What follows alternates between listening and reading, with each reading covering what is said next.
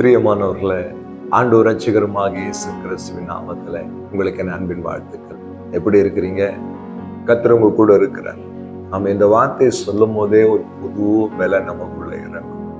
என் வாழ்க்கையில் அடிக்கடி இந்த வார்த்தையை சொல்லுவேன். கர்த்தர் என்னோடு கூட இருக்கிறார். சேனைகளின் கர்த்தர் என்னோடு கூட இருக்கிறார். இந்த வார்த்தையை சொல்லும் போது சத்துரு நடுங்கி போவான். தேவ பலன் நம்மை நிரப்பும். சரி, இன்றைக்கு நம்ம ஒரு கர்த்தருடைய வார்த்தையை வாசித்து தியானித்து இந்த ஆறுதல் சத்தம் ஊழியத்தின் மூலமாய் உங்களோடு கூட ஆவியானவர் இடப்பட போகிறார். அது 139 சங்கீதம் 3 வசனம். நான் நடந்தாலும் படுத்திருந்தாலும் என்னை சூழ்ந்திருக்கிறீர், என் வழிகளெல்லாம் உமக்கு தெரியும்.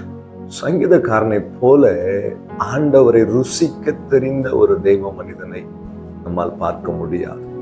இவ்வளவு அழகான வரிகளை ஆண்டவருடைய நாமத்தின் மகிமைக்காக அவர் எழுதியிருக்கிறதை பார்க்கணும். இங்கு நான் நடந்தாலும் படுத்திருந்தாலும் என்னை சூழ்ந்திருக்கு. நம்மை சூழ்ந்திருக்கிற ஒரு தெய்வம். அல்லேலூயா. நம் வாழுகிற அந்த உலகத்துல போராட்டங்களும் பிரச்சனைகளும் பாடுகளும் நம்மை சூழ்ந்திருக்கிறது. ஆனால் அதை காட்டிலும் மேன்மை நாம் ஆராதிக்கிற தேவன் நம்மை சூழ்ந்திருக்கிறார். தாவீது எழுதுகிறத பாருங்க. அப்படி என்றால் என்ன அர்த்தம்? என்னை சுற்றி என் ஆண்டவர் எப்பொழுதும் இருக்கிறார்.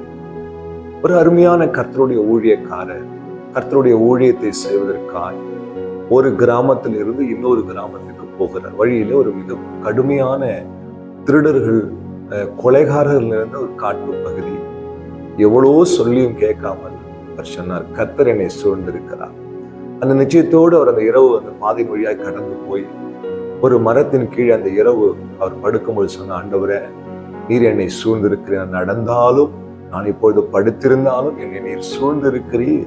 ஆகையினாலே என்னை எந்த சேதமும் அணுகாது என்று ஜெபித்து விட்டு அவர் உறங்கிவிட்டார்.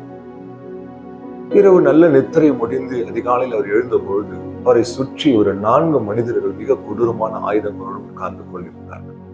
இவருக்கு ஒரு பயங்கரமான அதிர்ச்சி. அவர் எழுந்தவுடன் கேட்டார், நீங்கள் யார் என்று சொல்லி. அவர்கள் சொன்னார்கள், நாங்கள் இந்த பகுதியிலே இந்த வழியாய் வருகிறவர்களை கொள்ளையிட்டு அவர்களை கொலை செய்து இதையே நாங்கள் வாடிக்கை செய்து வருகிறோம்.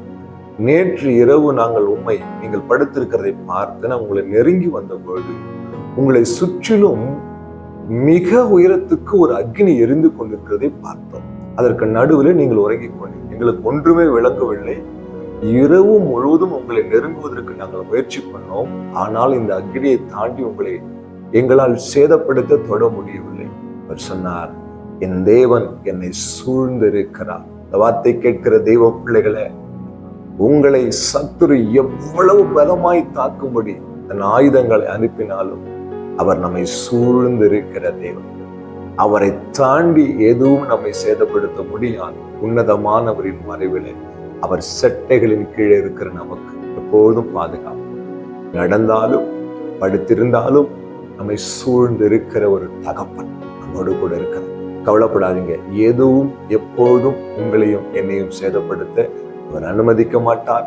நம் வழிகளை எல்லாம் அவர் அறிந்திருக்கிறது. கண்களை முடிச்சு ஜெபிக்கலாமா? அன்பும் இரக்கமுள்ள நல்ல ஆண்டவரே, நீர் எங்களை சூழ்ந்திருக்கிற தேவன். சத்துரு எவ்வளவு பலமாய் எங்களை நெருங்கி வந்தார். உம்முடைய மறைவுக்குள்ளே பாதுகாப்பா இருக்கிற எங்களை சேதப்படுத்தாத விசுவாசிக்க வார்த்தை கேட்கிற ஒவ்வொரு பிள்ளைகளுக்கும் அப்படிப்பட்ட ஒரு பாதுகாப்பு உண்டாகட்டும். நீர் சூழ்ந்திருக்கிறதை உணர செய்யும். இயேசு கிறிஸ்து நாமத்தில் பிதாவே, ஆமென். ஹல்லேலூயா. God bless you.